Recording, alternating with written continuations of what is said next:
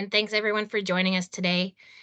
Normally I would be speaking to you from the Peterborough, Ontario office, but I am working remotely. I am speaking to you from Golden Lake, Ontario, which is the traditional and unceded and unsurrendered territory of the Algonquins of Pikwangnagan First Nation.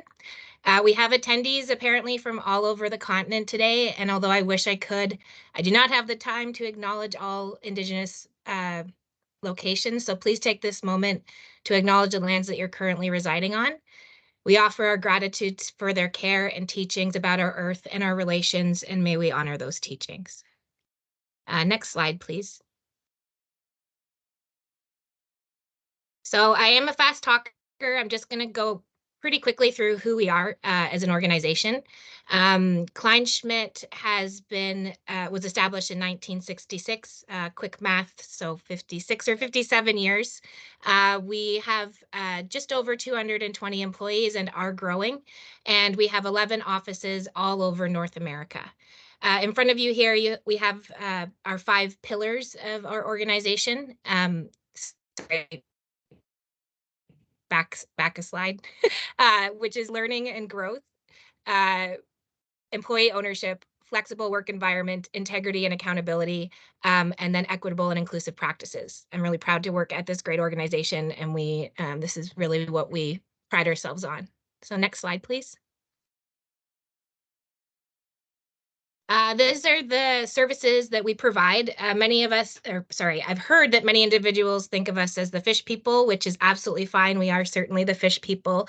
However, we have a robust service here at Kleinschmidt, primarily hydropower engineering, as well as regulatory and environmental services. We do dam and hydro refurbishments, greenfield developments, pump storage. We even are into marine technologies and offshore wind, regulatory and permitting, which is kind of a little bit more my alley, as well as things like dam decommissionings. We do environmental services and fisheries engineering, which is really what the topic is today, water resource engineering and habitat restoration, and then, of course, GIS statistics and modeling. Next slide, please. And this is kind of the group of who we work for: power utilities, independent power and energy developers and producers, government and NGOs, and of course, water utilities. I like to describe it as where water and energy meet. You usually find us there, and we do services beyond this, but this is kind of our core group. Next slide, please. As Jan mentioned, we have 4 of us on the call today. We'll be going through high level of entrainment and mortality assessments as it relates to the new amendments to the Fisheries Act. Mike Reben, Brian Appel, and Kevin Nebulo will be presenting after me. Combined, I would say we have close to 100 years of experience. I don't want to say that, it makes me feel old, but yeah, that's how much experience all of us have. So we'll be starting with myself and moving through this group. So happy to have us all on the call today. Next slide, please. So I just want to do a very, very high level of why we're here in terms of the political context of the Canadian fisheries legislation. And to do that, I'm going to pull from the mandate letter issued by Minister Joyce Murray, who is the Minister of Fisheries and Oceans and the Canadian Coast Guard. And her mandate letter, in summary, is to work to support sustainable, stable, prosperous fisheries through the continued implementation of the Modernized Fisheries Act, which restores loss protections, rebuilds fish populations, and incorporates modern safeguards so that fish and fish habitats are protected for future generations, and Canada's fisheries can continue to grow the economy and sustain coastal communities. Next slide, please. Oh, sorry, I'm just going to back up a little bit. My notes are a bit wrong here. So just to speak to this, as part of these regulations through the amendments to the Fisheries Act, we're going to kind of hone in on the Fish and Fish Habitat Protection Program, which in short is FFHPP. The Fisheries Act prohibits the killing of fish other than by fishing, which we'll omit from this conversation, and essentially summarizes that in section 34.4, no person shall carry out any work, undertakings, or activities other than fishing that results in the death of fish. Furthermore, the Species at Risk Act prohibits the killing of individuals of listed species, and Section 32 says no species shall kill, harm, harass, capture, or take an individual of wildlife species that is listed under the Endangered Species Act. Next slide, please.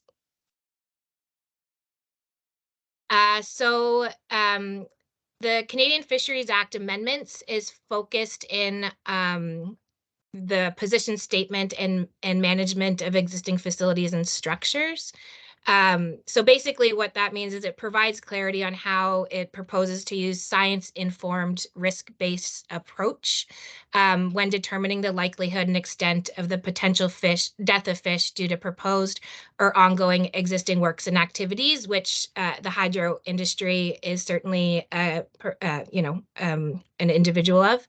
The criteria that DFO may consider under the species at risk informed risk-based approach is the fish species or fish assemblages that are likely to be affected, the cause, frequency, magnitude, geographic extent, and duration of death of the fish event, the size and state of the fish population. So that means whether the fish population is healthy or stable, cautious or threatened, critical or endangered, and then the likely to be affected in terms of its trends. So whether the population is stable or increasing or declining. And then on top of that, the connectivity to other populations.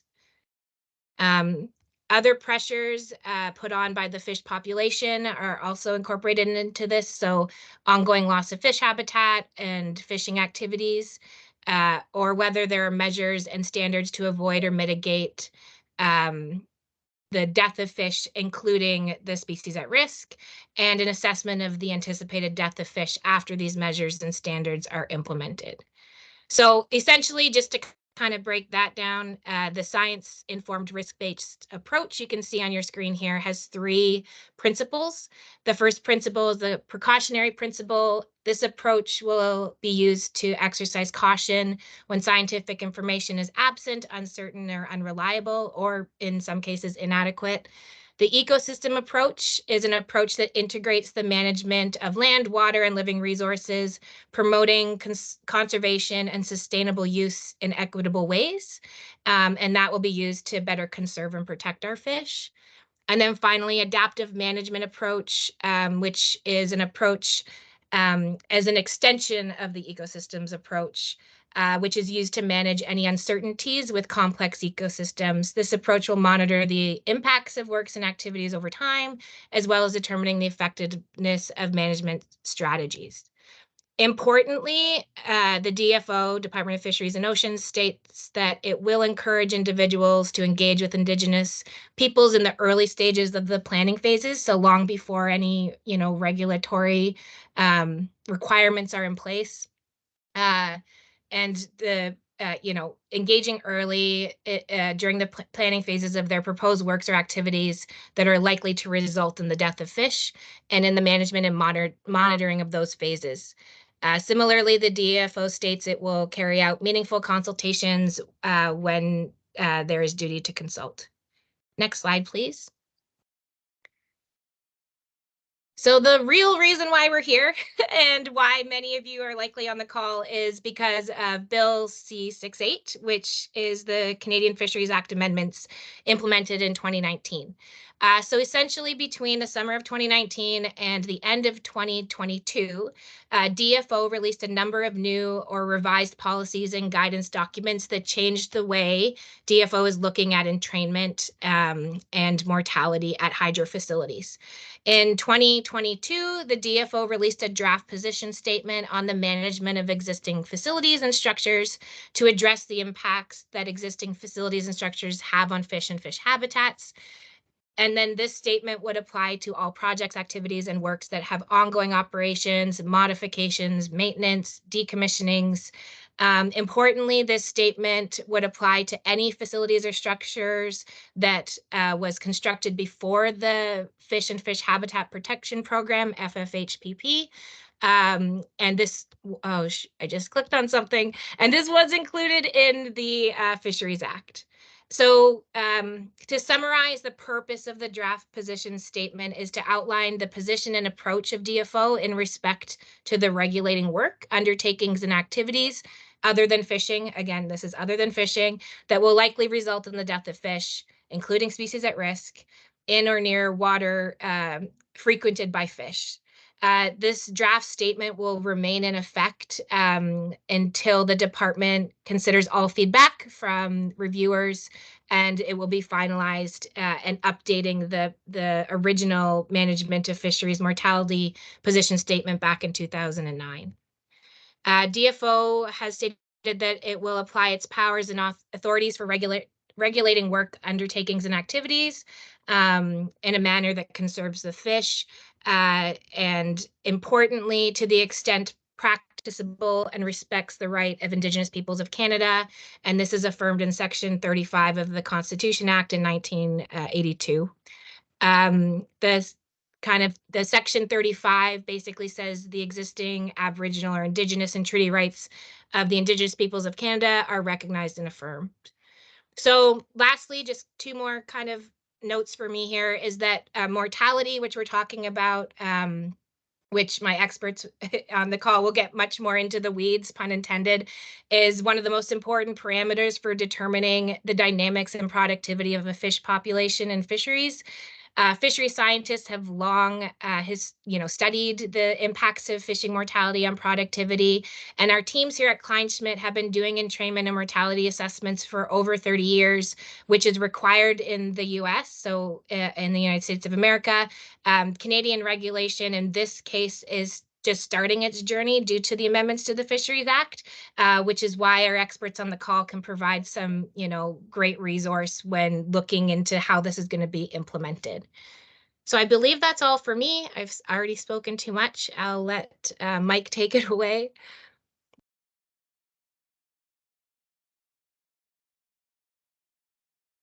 Good morning, everyone. My name is Mike Reben. I'm a senior scientist here at Kleinschmidt, and I've been working on fisheries issues, concerns for over 30 years at hydroelectric facilities. A large part of that time, I've been working with fish passage mortality. Early in my career, a lot of that involved empirical studies, and over time, a lot of that has shifted towards more desktop evaluations. And I think one of the things we need to really start with here is kind of defining a few different terms. We're really ultimately interested in fish passage mortality, but that's made up of two separate components: fish entrainment, which we'll talk about, and that's basically the number of fish, and turbine mortality. What's the rate of those fish that are lost due to passage?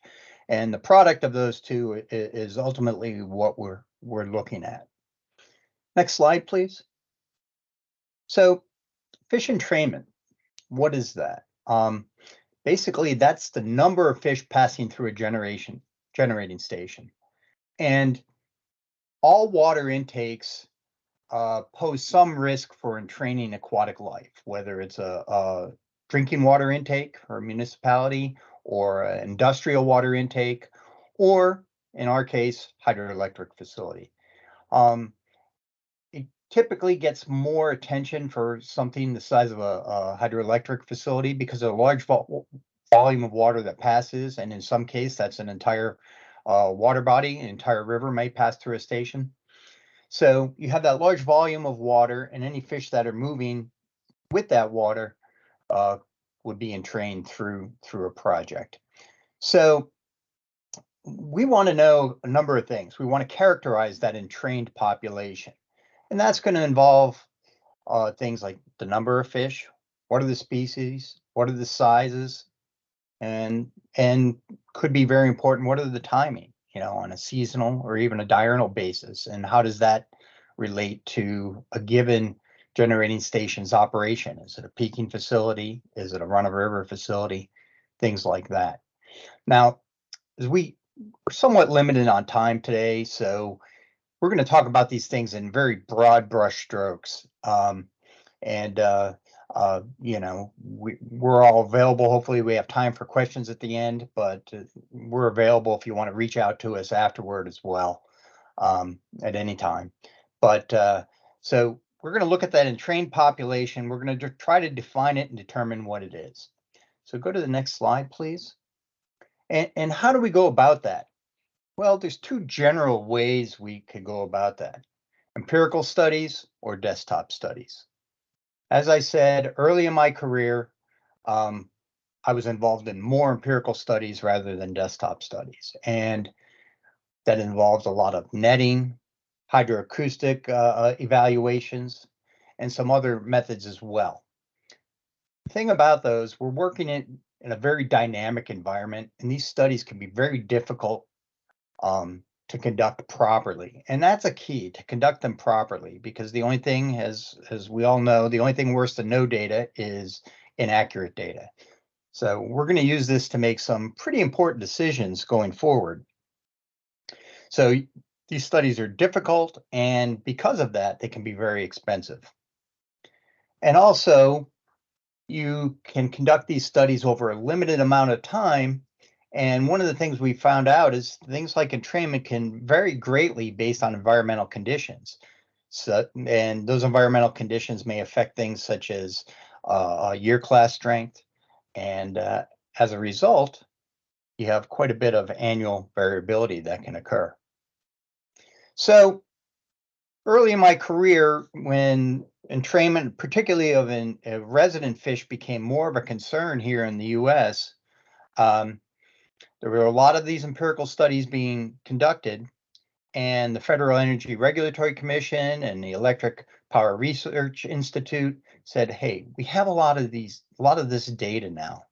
How can we use this to our advantage and look at these databases and find a better way to try to provide the information needed for making decisions? So through that, desktop studies started to evolve. And basically, you take that data from successful, well-conducted studies, and you find common characteristics to the site you now want to study. And those characteristics can vary. And sometimes, in a collaborative effort, uh, owners can work with their consultants, regulatory agencies, and others to determine what they believe those characteristics are that are most influence entrainment at a specific project. That can be geographical region, species composition, reservoir size, project operations, things like that.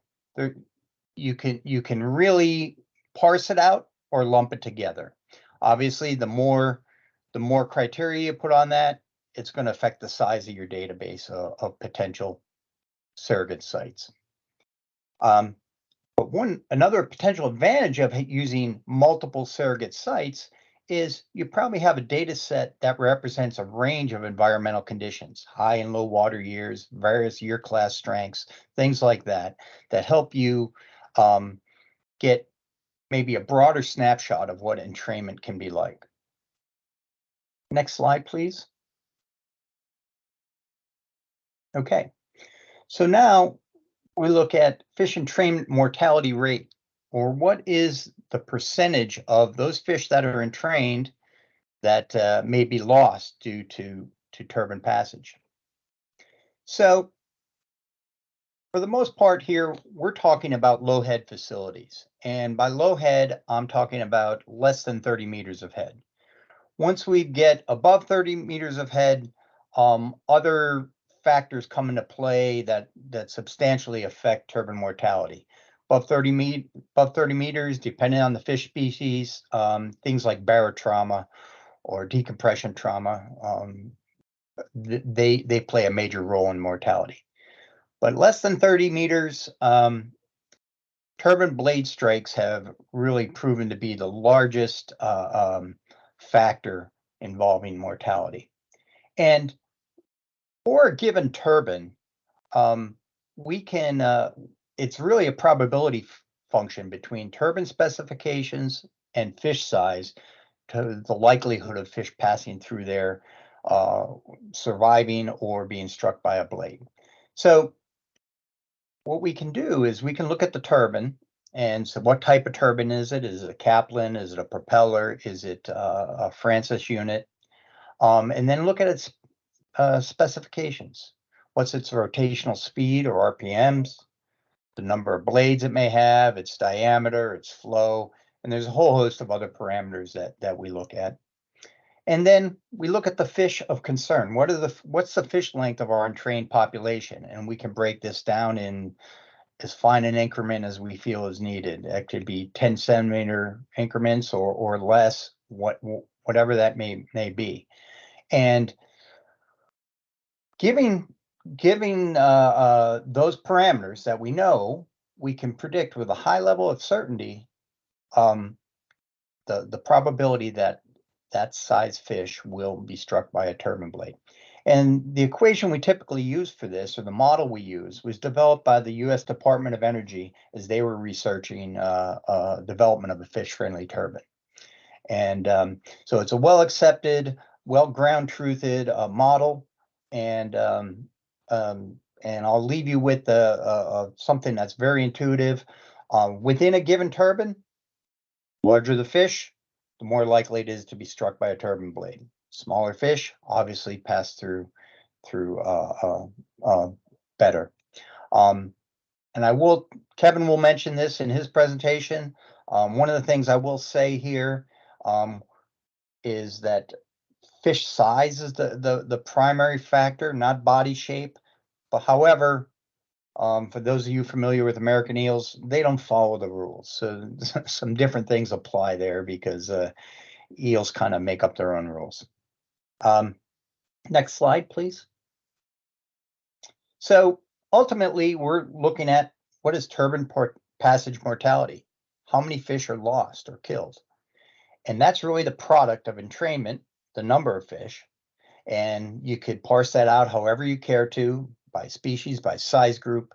What is the mortality rate for each of those species and size groups, which is a percent. And the product of those is your turbine passage mortality. How many fish are lost to turbine passage? Now, that will give you an estimate that you can use for decision-making purposes. And that's a whole nother aspect of this, but this gives you that information to help you make decisions moving forward. I think that's my last slide, and I can pass it along to Kevin, if I'm not mistaken. There you go. Thank you, Mike. I'm Kevin Nebbiolo. I'm Kleinschmidt's data scientist. I've been with the firm now for 17 years, and within that time, I've been actually working on refining the methods to better account for the impact at hydroelectric facilities.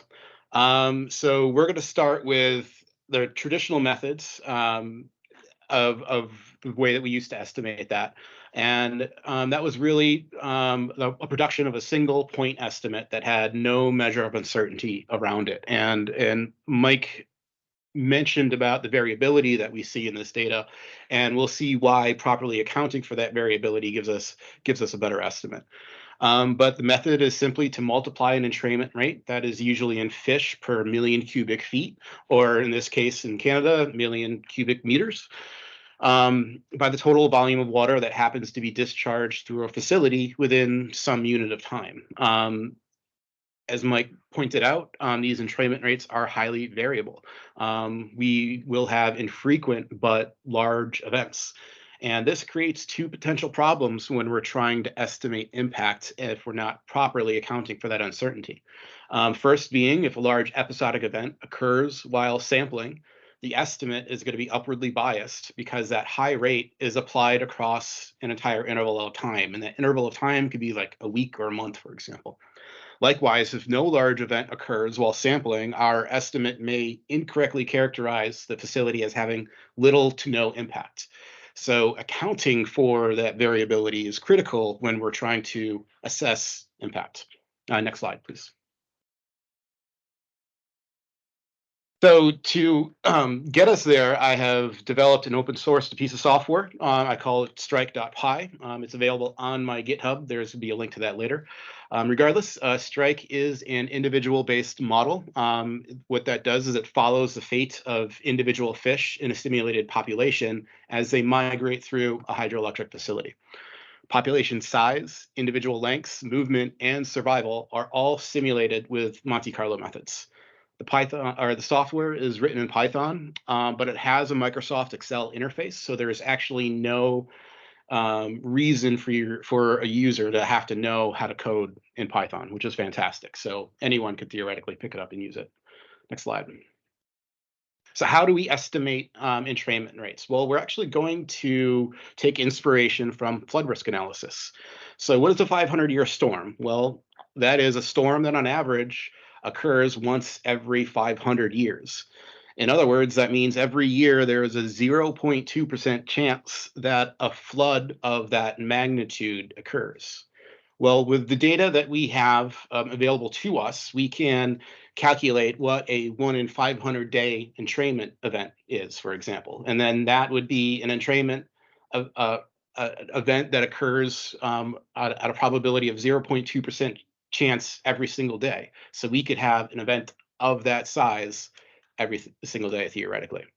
Can we apply these techniques in flood risk analysis to those of entrainment data? Yes, I believe we can.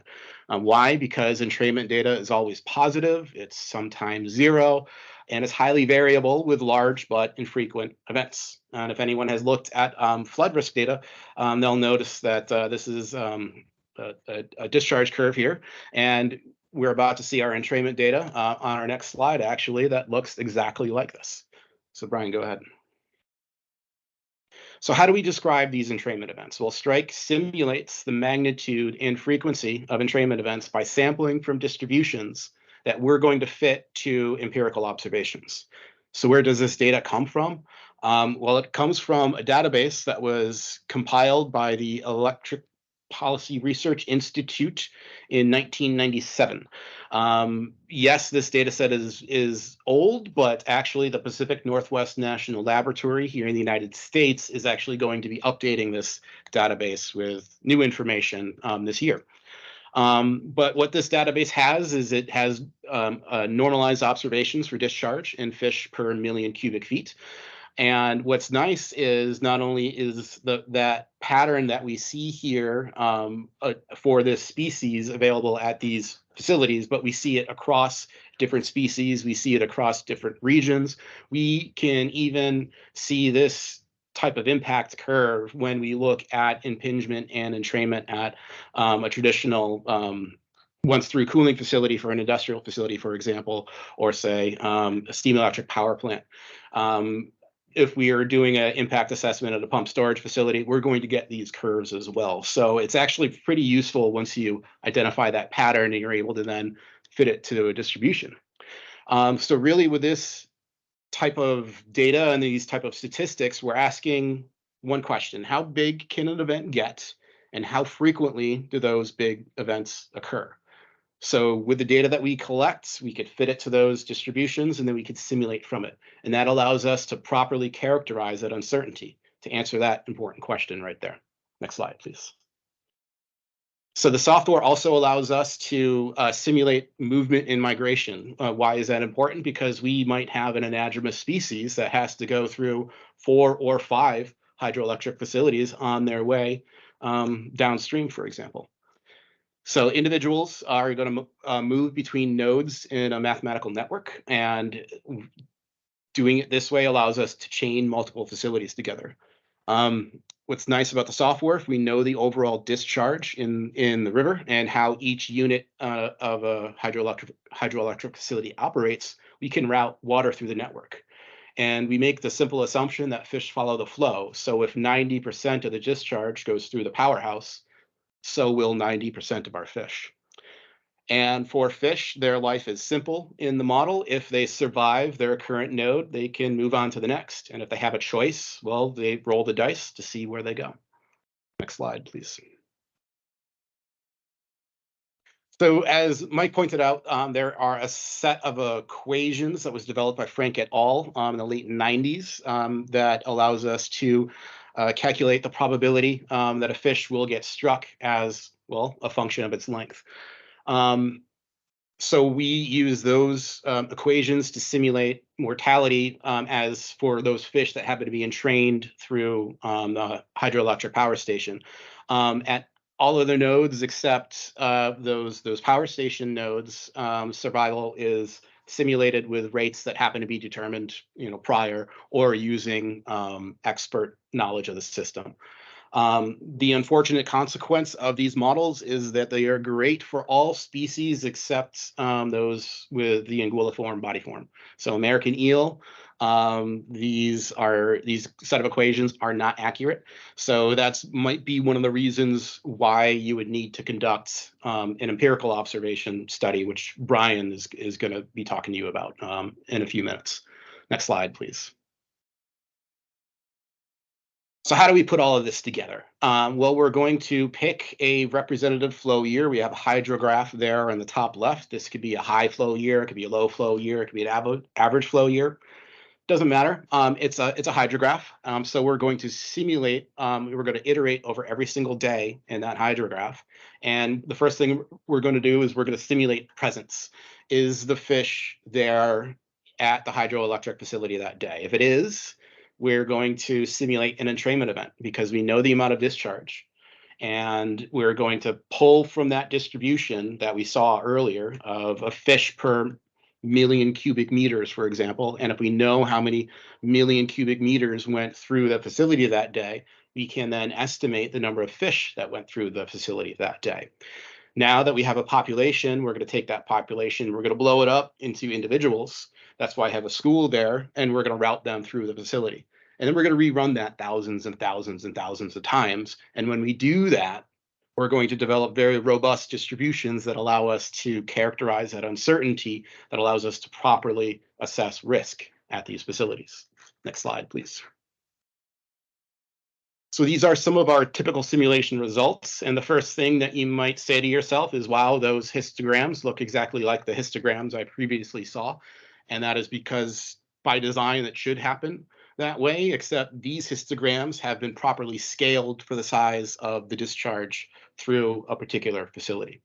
So the software gives us a table of survival rates by species and location. It calculates daily summary statistics and yearly summary statistics. I think the yearly ones are really critical because those give you interesting statistics, like what is the likelihood of, say, entraining 1,000 fish in one day, or what is the likelihood of killing 500 fish in one day. We can calculate those statistics.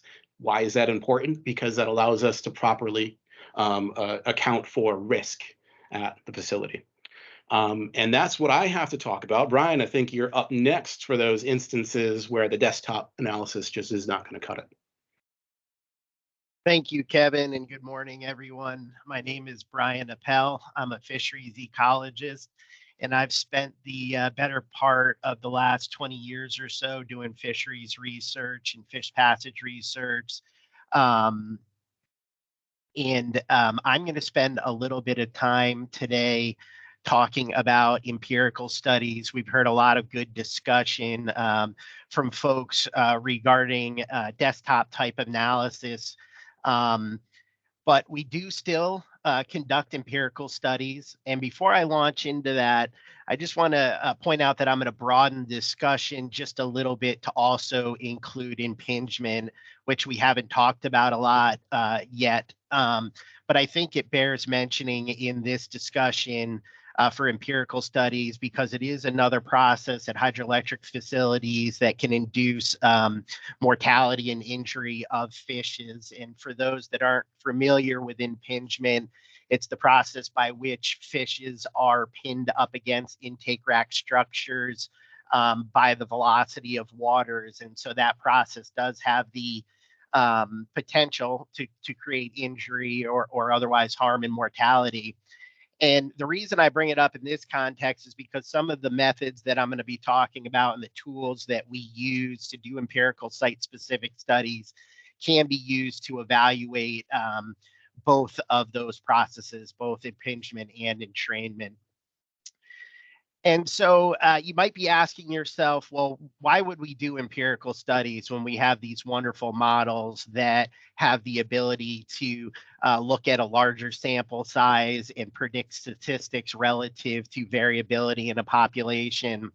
And there's a couple reasons for doing that. One is that sometimes regulators or folks want to verify model results, right? So at the end of the day, those results are modeled, and sometimes there's a need for a little bit more detail on a site-specific level. The other instance might be the fish, that you're interested in understanding. So we heard Mike and Kevin talk about how the calculation in the model does not work well for American eel, for example. Another example might be if you are interested in a species of special concern, an endangered species, for example. And so those are some of the reasons we might engage in empirical site-specific study. study. And in order to do that, we use a host of tools and technologies, and we can use these tools to evaluate entrainment and impingement impacts across a wide variety of species and life stages. And so I'm just going to go through some of the technologies now that we bring to bear for these kind of studies. Telemetry is a commonly used tool in the industry, and I suspect that many of you probably have some familiarity with it. But this could be a combination of radio, acoustic, or pit telemetry. These technologies are commonly used to evaluate downstream, upstream, and downstream route of passage, and that can include entrainment passage for diadromous and other migratory species. And there's quite a few advantages in this kind of approach to an evaluation, because you get more than just an understanding of what proportion of your study population are being entrained. You also can get an understanding of other routes of passage. So that might be via spill or a downstream bypass. And so it's a powerful tool to understand fish passage in general at hydroelectric facilities. It also can bring information to the forefront regarding if any delay in passage is occurring, which becomes more and more important as we understand what's important to the life history of our diadromous species. There are some disadvantages. Typically, this technology or these technologies are only used for diadromous species or other species that are seasonally migratory. In order to use this technology, you really need a population of fish that have a biological motive to migrate, and that's typically associated with a spawning run. The other part of this is oftentimes we infer survival. So we can detect, I'm going to use American eel, for example, American eel passing downstream, an adult eel going back out to the Sargasso Sea to spawn. We can detect it going through your project, right? We can set up a study to do that, and we can recapture it via detection downstream. And what that basically, and we can make inferences based on that information as to whether or not that fish is still alive and swimming downstream in an active migratory pattern. There are some tags out there that have motion sensing technology. It's another tool that we use to evaluate survival. And that really just is a surrogate for survival in that it detects when a tag becomes motionless, which again is a surrogate for a potential mortality. And then I guess one of the other disadvantages you might consider in this technology, at least relative to the modeling approach, is you have a relatively small sample size. That being said, this technology and approach is used widely all around the world and certainly in the United States, and we do this kind of study on a regular basis. Another technology, and Mike touched on this a little bit, that we bring to bear is that of hydroacoustics, which is just a little bit different word or fancy word for sonar. There's a lot of different sonar technologies out there these days, and they continue to improve. And so two of the sonar types that we employ regularly for investigation of entrainment and impingement rates include the use of acoustic imaging sonar. So in this case, on the left-hand side here, we have an image of a Ditson camera. It's about the size of a shoebox there, mounted on that pole, and also the resulting image you get from that camera. So this is a high-frequency imaging camera. It uses a lens-based multi-beam sonar approach to basically create video-like images. And so it's a powerful tool to observe fish at intake structures or downstream bypasses, and we can use it to both enumerate and evaluate behavior at these barriers or guidance facilities or whatever. So in this case, on the left-hand side here, it's a little bit hard to see, but there is an eel that is in front of a intake rack system. And when we evaluate these data, it's like we're looking at a video screen. And so one of the things that really stands out when you're looking for eel, for example, is that anguilliform shape to swimming. And it makes it very clear in your ability to identify that species. But there are some other ways we get at understanding other species, and that could include supplemental sampling and things of that nature. The other thing we use often is a more traditional sonar. It's a split beam system. And what the split beam allows us to do is understand relative size of targets as well as direction of movement, which is important when you want to understand whether or not fish are going into an intake area and entering a penstock and going through the units. And so on the right here, I've just included a couple of images of a project that we did relatively recently on the Connecticut River, where we used a series of split beam transducers to monitor a cross section of all the project intake structures. And on the left here, you kind of get a schematic view. And what we were able to do is locate those transducers at a point far enough downstream where fishes were basically obligated to go along for the ride and be entrained based on flow velocities.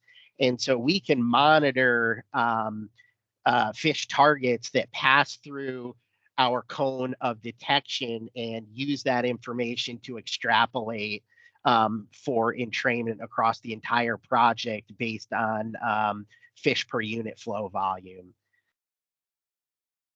And so again, these technologies basically get at that rate component. How many fish are being entrained? The last thing I'm going to talk about here is the use of turbine mortality tags or balloon tags. So this technology is often used to inform on that second part of the equation. That is, of those fishes that are entrained, how many are being injured or killed as they pass through the project.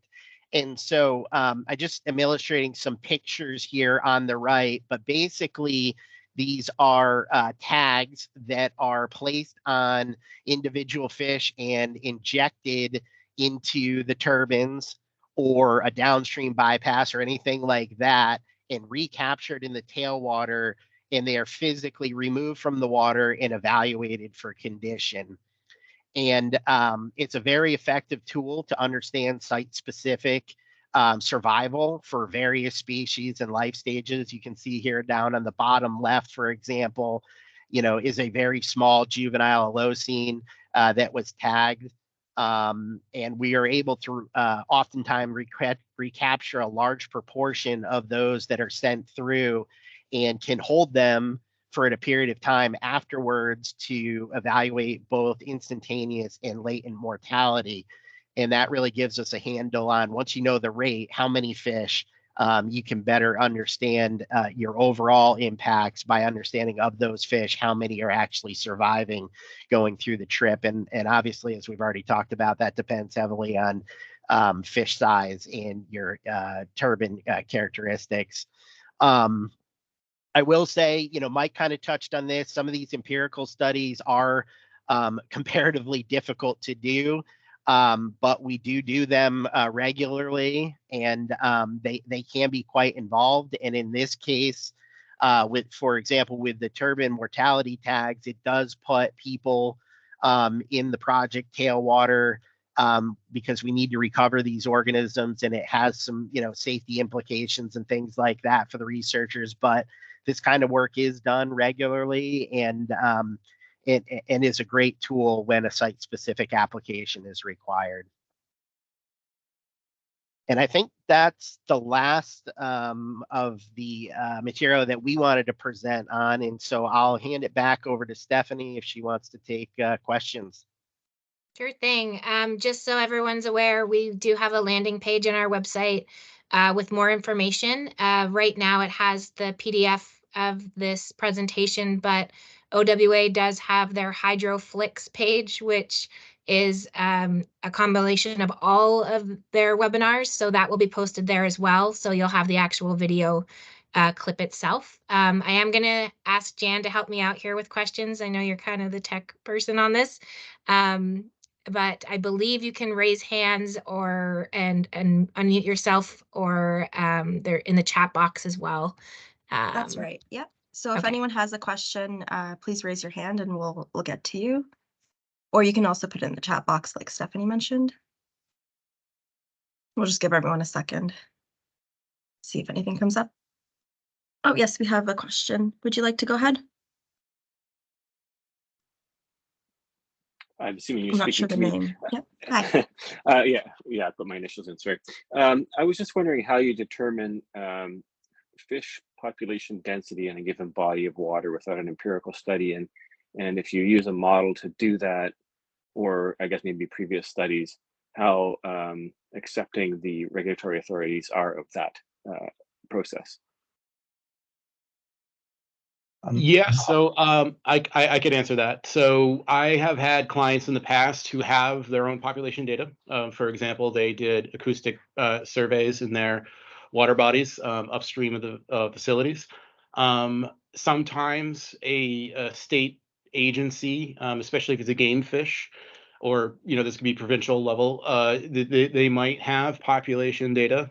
You can develop a population data if you are pretty good with a mark recapture survey, for example. You could do like a 2-sample Peterson study to estimate population abundance.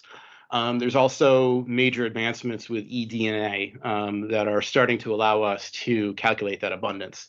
But then if you have a data poor species, usually to determine that population size to assess risk is going to be developed via expert opinion. So it all depends. It runs the full gamut. Obviously, for protected and rare or threatened species, there is the impetus to collect more data.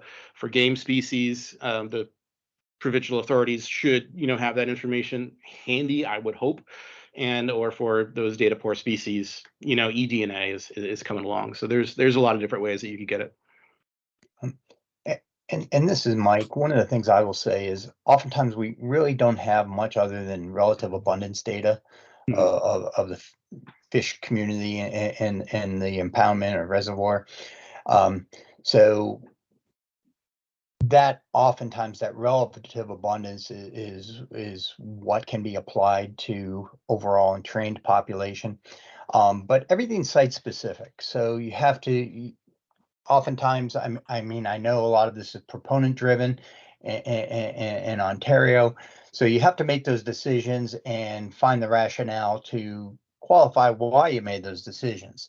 And there could be some back and forth with the resource agencies, and but the actual population and the assessment of what that community is like, that oftentimes that information is very general in nature.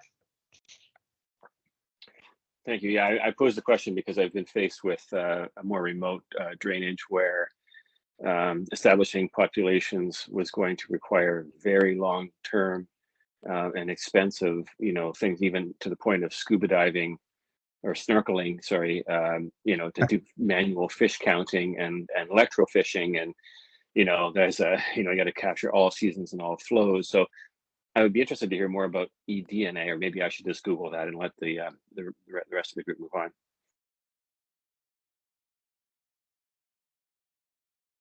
I think that, and again, you're welcome to connect with us after the call too. And we do have limited time, but we are always here if people have more questions. So I encourage you to connect with this team.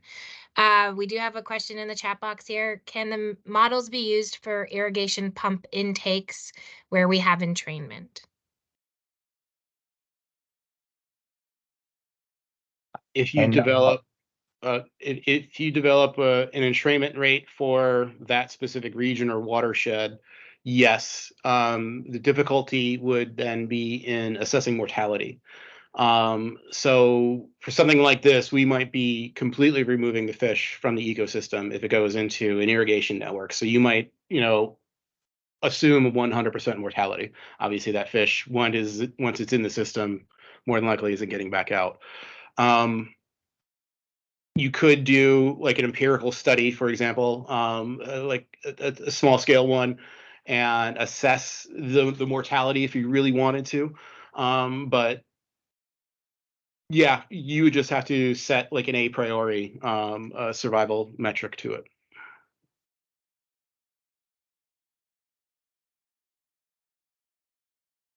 Anything to add to that? I'm not seeing. Yep.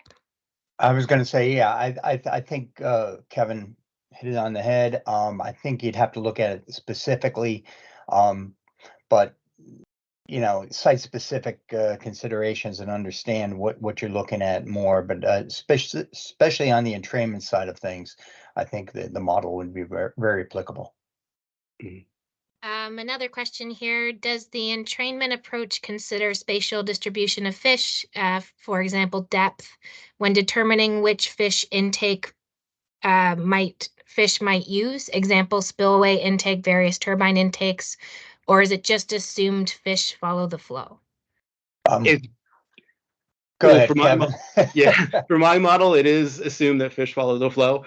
But if we have information to say otherwise, there is nothing stopping us from incorporating those probabilities in it. Matter of fact, that is one of the charges the PNNL, the Pacific Northwest National Lab, is taking on when they update that EPRI entrainment database, is actually developing better assumptions of do fish follow the flow. We're actually going to get, you know, better assumptions, better data for that to answer those very specific questions. So really it's application specific. We could just assume that they follow the flow, or we can incorporate more stringent probabilities, as you suggest. And for instance, we may know certain species are more surface oriented in their movement, and you might have a hypolimnetic intake where fish wouldn't be expected to occur. So obviously we adjust those models accordingly. Mm-hmm. Yeah, and I just like to add that that's a big component of empirical type studies, and we spend a lot of time designing a study in a way that can basically deal with spatial distributions and look at that and where the density of those fishes are really occurring as they enter an intake structure. Mm-hmm. Mm-hmm. And so that if you needed to understand that level of information, it might be another circumstance where an empirical study might be helpful. Another question here. What are the differences regarding entrainment of salmoid versus non-migratory fish such as pickerel and pike? I'll jump in on that one first. Well, salmonids, we might know if it's a migratory salmonid, say, just let's say Chinook salmon, for lack of for an example. We may know that they are more surface oriented in their movements, and we may be able to better define the size range of those migrants and the timing in terms of time of year. More resident fish such as pickerel or pike, they do move pretty extensively, but then that can be a little more hard to define in terms of the period when they want to move, and also the range of sizes that we can expect. But we look at one of the first stages in this is we look at the biology of the species involved. What is the life history? Anything else to add? Okay, do you have another question here? What are the challenges with applying your model with high head facilities? Take a swing at that. So there's two major sources of mortality that is not accounted for currently with the blade strikes. That is mortality from barotrauma and mortality from shear stress. So if a fish lacks a specific event on their swim bladder, for example, and they'll go down a penstock when they hit the low pressure zone, they're going to blow up like a balloon and they could die. Unfortunately, there are no species specific or any equations that say this change in pressure equates to that probability of mortality, for example. So that's a bit unknown. There's also with shear stress, that's, essentially a fish is zooming down that penstock and then it's going to hit a brick wall, that being the water in the tail race. And that stress, when it hits that, is what causes those internal damages. I know Oak Ridge National Laboratory here in the United States was specifically looking into that a few years ago, but I haven't seen any research out of it. I might take a further look at that. But those two sources of mortality, unfortunately, aren't accounted for in the blade strike equations. There is a sensor out there. It's called a sensor fish. It was developed by another DOE lab in the United States, the PNNL.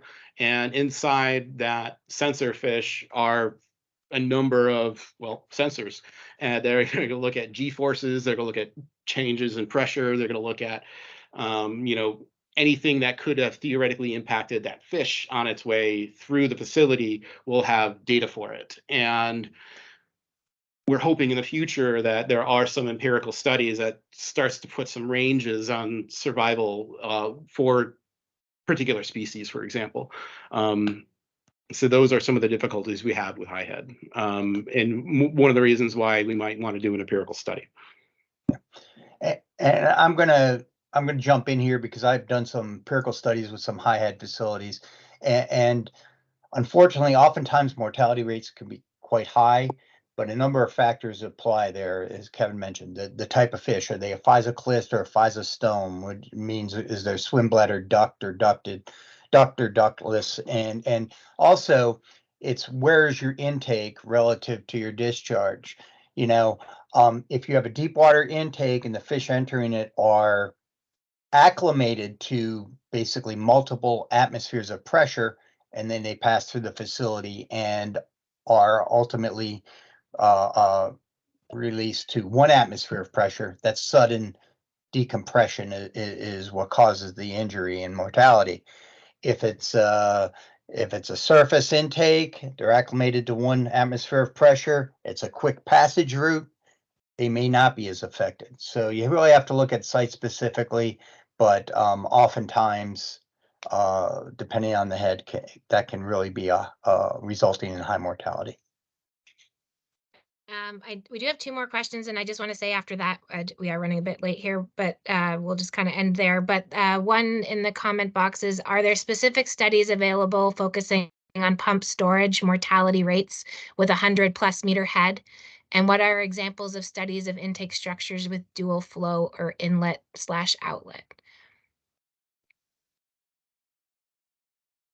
I can say I'm involved with one now that is in that case. It's not going to be an empirical study, and I think basically the parties have agreed that they will just say, trained fish in that facility are experiencing 100% mortality. But I don't have direct experience with empirical studies on that much head. I don't know if Kevin or Brian is aware of any. Not on survival, just impact.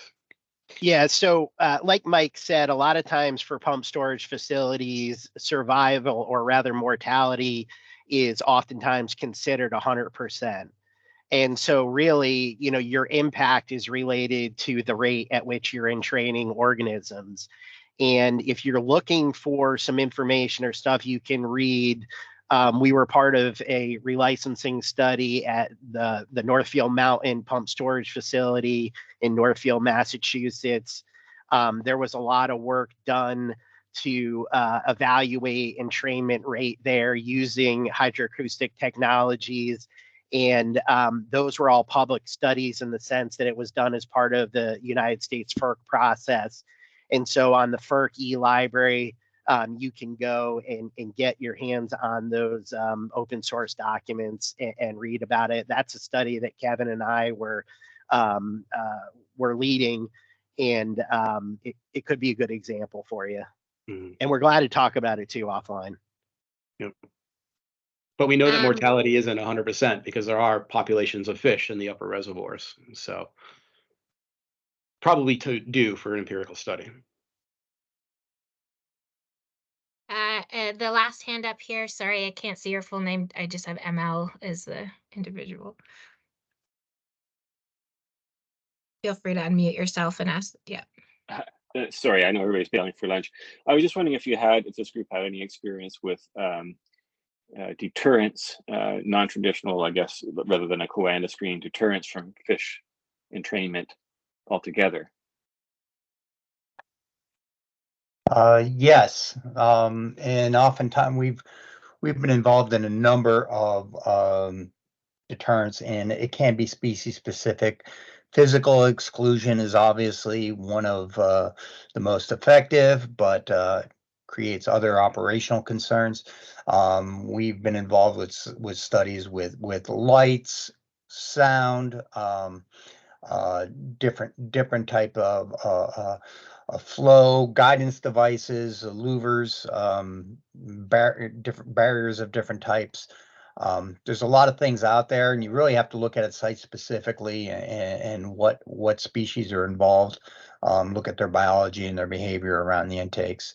But there's always been a lot of hope for that, and oftentimes a number of the things that we believe will work, that have been tested in the States, I should say, aren't as successful as hoped. Brian and Kevin, if you'd like to chime in there. No, I think you said it right, and we often find that a device or procedure might work for one species, but not all of them. Okay, well, Thank you. I will plug that we will be attending and have a booth at the Power of Water Canada conference at the end of May. I see Janelle here. You're probably going to do that. I used to work in OWA, so I have to do it. Yeah. Yeah. So first of all, I want to thank everybody for joining today. I'm sorry I joined a little bit late, but Janelle Bates with the Ontario Water Power Association. For those that don't know me, I know we've had some people leave and we've gone over time, so our apologies for that, but it's been a fantastic presentation. Thank you guys so much for putting this together. A lot of information and obviously a lot of interest, so I really appreciate your time. Again, a shameless plug for the Power of Water Canada conference, which is coming up at the end of May. We will have a session focused on the standing guidance documents that we've worked with DFO in partnership with DFO. So if this is of interest to you, please attend that session as well. We have representatives from DFO as well as some other subject matter experts that will be on that panel. So, and to the question about, again, this presentation, you can get it on Kleinschmidt's website, as Stephanie had said, but we will post it on our website as well. We will share that link out with everyone. And we will share a copy of the presentation with everyone as well. So again, thanks Kleinschmidt for the wonderful presentation. I really appreciate that. And unless you have any other questions for us, I'm going to let everyone run to lunch. Thank you. Thanks everyone. Thank you. Thanks everyone. That's great. Thanks everybody. Bye. Have a good day. Bye.